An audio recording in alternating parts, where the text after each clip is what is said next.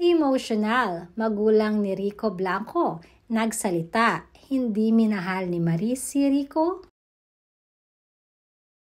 Umani nga ng samut-saring reaksyon na naging pag-aanunsyo kahapon ng actress-singer na si Maris Lacal sa naging press conference niya. Madami ang nabigla dahil ilang buwan lamang di umano ay nag-post pa si Rico ng masaya silang magkasama sa isang video clip. Kaya naman hindi mapigilan ng mga netizens ang mapatanong kung ganun nga ba or bakit ganun nga ba ang nangyari.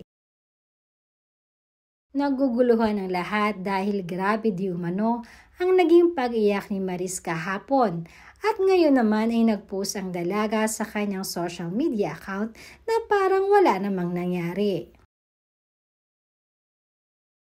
May mga netizens pa nga na nag-comment na kaya di umano nag-out ng ganito si Maris ay upang mapag-usapan lamang ang kanyang movie. Isa pang pinag-usapan ay ang hindi di umano minahal ni Maris si Rico dahil mukhang sa naging desisyon nito ay mas pinili niya ang kanyang career over Rico Blanco. Nagbahagi naman ng picture si Rico Blanco ng kanyang mga magulang kamakailan na may ibig ipakahulugan.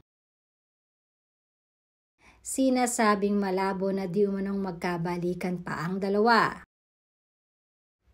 And to think na 25 years ang age gap nila Maris at Rico at ngayon nga ay 50 years old na itong si Rico.